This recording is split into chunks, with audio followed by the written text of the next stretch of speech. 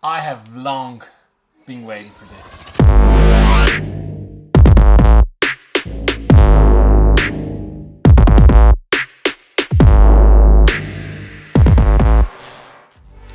Yes, I know it has been a while. Life has been busy, but I didn't forget about you. I didn't forget about this channel, and I am planning to come back strong.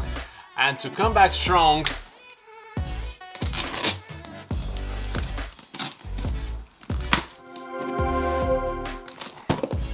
I'm coming even.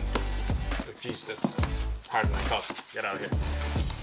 I am coming even stronger. I am coming even stronger with some new camera. So before I get into the reasons of why I upgrade from my Canon 90D to the EOS R6 Mark II, I want to throw some B-roll on it.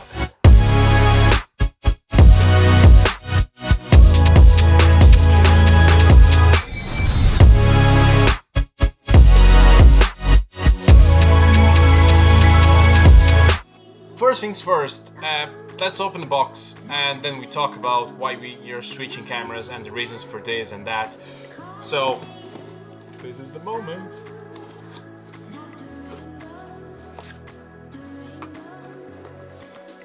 Manual. We all know nobody's reading this, but you know, thanks for sending. Battery, the LPE6 and the extended, the one that lasts longer. Obviously, charger with the UK plug, thank you very much. And last but not least, camera strap. That's it, thank you very much, that's the video. Of course not.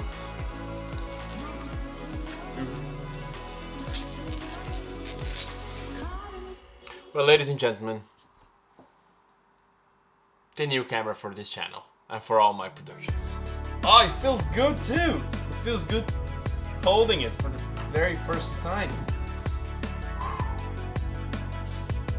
Yes, please. I have my Canon 90D, which is where I'm shooting now for the last 3-4 years, and I've done so many jobs with it. Like, it paid itself off so many times. So why would I upgrade it? Like, the way how DSLR cameras are looked at it now is just, it's not worth to have one when you have mirrorless doing so much more stuff than it. So I decided to sell my 90D when I can still take some money back from it. Also, there are things on the 90D that they were just not for me anymore.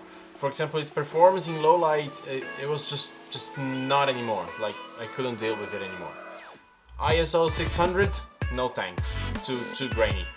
No can deal with it. And I just feel like the 90D was limiting me into going into video. I mean, the 90D can do 4K, but it's only cropped and it's only 25 frames per second. When this guy can do 180 frames per second in full HD. It's a lot. Also, the 90D doesn't have a log profile. This guy just goes C-log 3. Now, there are reasons why I could have gone to an R8, R7, R10. The main thing that I wanted was my first full frame sensor camera. That was clear. I wasn't gonna upgrade to another crop sensor, and the story. Like, there are a lot of great points about the R6 Mark II, and if you watch reviews, you're definitely seeing all of them. 40 photos per second on electronic shutter, you literally cannot miss a shot. Different ways of autofocus, it focuses on horses, planes, strings, people. The autofocus is absolutely fantastic. Supposedly, I haven't tested yet. The dual memory card slot, we are in a moment that we cannot miss shots. When you go for a client, you are expected to deliver them the photos, so you cannot take chances of not having a second memory card. But what I'm really looking forward to test are the video capabilities. That's the reason why I chose the R6 Mark II. Shooting 4K oversampled from 6K, which basically means you take a 6K image and you compress into 4K, so if you want to zoom in post-production, you shouldn't lose much quality.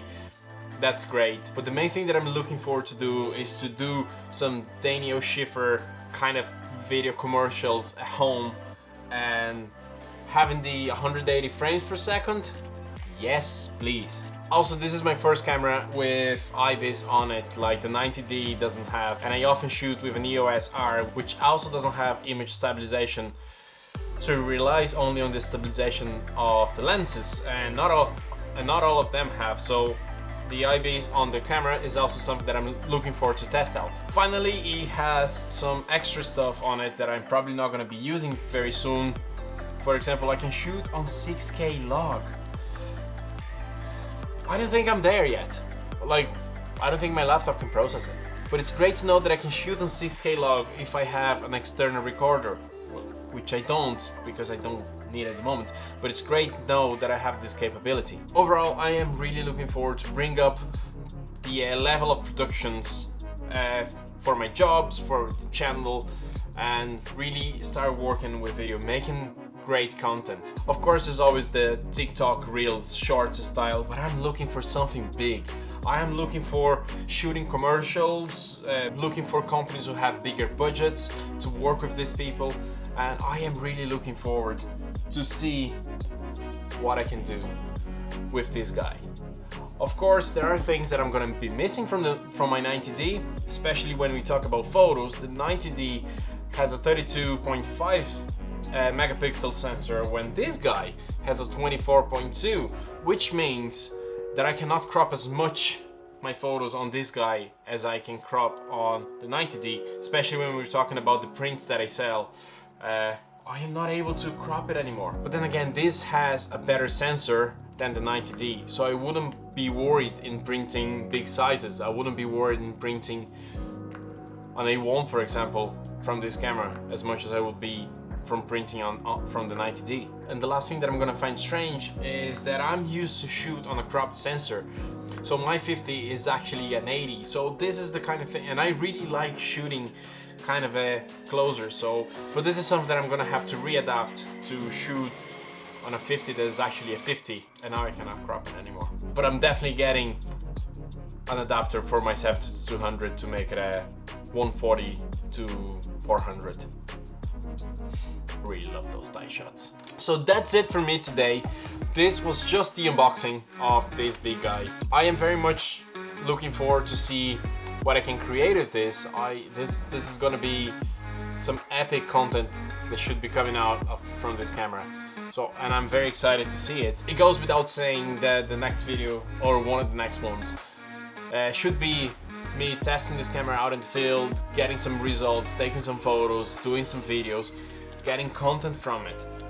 So yeah, very much looking forward to this next video where I actually test it out. So keep an eye out for that. And what's the best way of doing so? Subscribe to the channel if you haven't done so. Check it out. There's a lot of videos talking about travel, there's a lot of videos talking about photography. So if you like this video, make sure to give me a big thumbs up. And also leave it on the comments things that you think we should test this camera with, like testing this big slow motion that I never had before. As usual, thank you so much for being here, thank you so much for your time, for subscribing, and I'll see you in the next video. Oh, this is very far now.